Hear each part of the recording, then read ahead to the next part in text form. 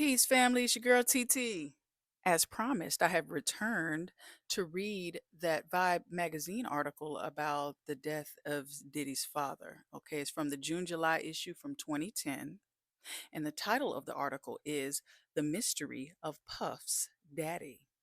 And the story is written by Aaliyah S. King, and the illustrations are from Pell, P-E-L.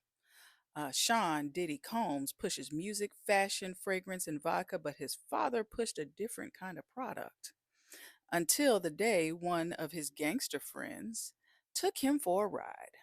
Vibe investigates the murder of Melvin Combs. All right, we about to get into it. All right, here we go. A car parked on 106th Street in Central Park West. After taking a look inside the car as the cab sped by, she had the cab drop her off at Small's Paradise. They killed Melvin, she screamed as soon as she stepped inside the bar. I just came from him down by the park and saw him in his car. Somebody killed him. Claude Helton, an associate of Melvin's, slid off his bar stool and made his way outside. Had to go see what she was talking about, Helton said. Helton and a few of his partners drove down to 106. The police had not arrived, no crowd had yet formed, and it was silent on the block. Helston slowed down just a bit when he saw Melvin's car. Brain matter all over the window. Helton says matter of factly, I just looked at the car and said, yep, they got Melvin. And then we went on back up to the bar. Helton has been in and out of prison for most of his adult life. It's hard to envision this older gentleman running the streets of Harlem, now in his late 60s. Helton has roomy hazel eyes and a lined, weathered face. He is soft spoken and smiles easily. Today, he sits in an office in the South Bronx, clutching a shoebox of mementos and photos of his days in the street life. He's agreed to meet and talk about his friend Melvin Combs, though he often has to throw his head back and close his eyes tight for a long moment to jog his memory of the old days. But some of his stories, the ones that are hardest to tell, come back in an instant. Helton had been friendly with Melvin for years, ever since Melvin had gotten into the drug game in the late 60s. But in the weeks before his death, there had been something in the air. People were talking about Melvin and it wasn't good. There was a buzz, says Helton. Melvin didn't know, but I did. I heard the whispers. It was his time. It was January 26, 1972, and Melvin Combs was 33 years old. 5 days later, the former United States Air Force airman was buried at the National Cemetery in Farmingdale, New York. The New York Amsterdam News reported on the service. He is survived by his young wife, Janice, who was draped in a chinchilla at the rites, and a young son. His young son, Sean John Combs, was 2 years old. When he was old enough to ask questions, he would be told that his father was killed in a car accident. Melvin had been shot at point blank range twice in the head. Helton says the killer was sitting in the passenger seat of Melvin's car. The whispers Helton had heard in the weeks before the murder only got louder in the days following. Melvin Combs, the dark-skinned pretty boy with the toothy megawatt smile, was a co-conspirator in a case that would send some members of his crew to prison for up to 12 years. He had been arrested on drug charges just 2 weeks before his death.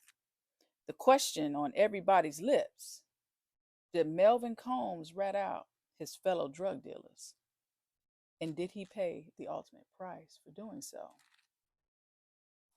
Just as crack replaced heroin, Alpo, AZ, and Rich Porter replaced Leroy, Nicky Barnes, and Frank Lucas, and hip hop replaced jazz, disco, and funk, Sean Puffy Combs eventually replaced pretty Melvin Combs. And Sean had a question he needed answered. Who was Melvin Combs? Sean's mother would move him and his younger sister Keisha out of Harlem and into the suburbs. Janice Combs worked as many jobs as necessary to send her son to Catholic school and maintain a lifestyle far away from where the truth about his father hung thick in every bar and lounge from Harlem to Yonkers. But there wasn't anywhere Janice could have moved that would have kept the truth, or at least part of it, from her son. Eventually, Sean's search for his father led him to news stories that confirmed all the whispers. His father had been a drug dealer. He was the ruler, Diddy said in the 2001 book, Bad Boy, The Influence of Sean Puffy Combs on the Music Industry. It was time for a new ruler. That was the life he led. The truth about who his father was and why he was killed is just a bit more complicated. Melvin Combs was born on April 15th, 1939. He grew up in East Baltimore with four siblings. After the death of his mother when he was 11 years old, the children were on the verge of being parceled out to different families in the area. But Melvin's aunt Bootsy decided to take all five of the Combs children in. Aunt Bootsy lived in New York City in a brand new housing development called the Patterson Houses. She took a train to Baltimore, collected all five kids, and brought them home to the South Bronx. Elbert Shamsuddin lived on the same floor as Melvin. The relationship with Melvin and I goes back to 1951, says Dean. Today, Dean owns an insurance company based in Yonkers. On a crisp, gray December afternoon, he sits in a bustling office, fielding calls and sharing memories of his old friend. We ran track together, played basketball together. We were family, says Dean. Back then, in the projects, everyone was like family. We matured together. Wallace Hassan, who also lived on the same floor as Melvin, still lives in the Patterson houses today. He remembers an energetic, athletic kid who had a thing for fashion. He definitely had a taste for the high life, says Hassan with a laugh. He dressed pretty sharp when he had the money. He was always dressed better than the rest of us, agrees Dean. He was just smooth like that, always had that extra flair. Perhaps it was his love for fine clothes that gave him a thirst for fast money. Whatever his reasons, Melvin Combs began to slip into the street life by the late 60s. He traded in his childhood friends like Elbert and Wallace and began running with people who had names like Goldfinger and Flat Top. Claude Helton, one of the first to see Melvin's dead body, was also one of the first hustlers to befriend Melvin. When I met Melvin, it had to be about 68 or 69.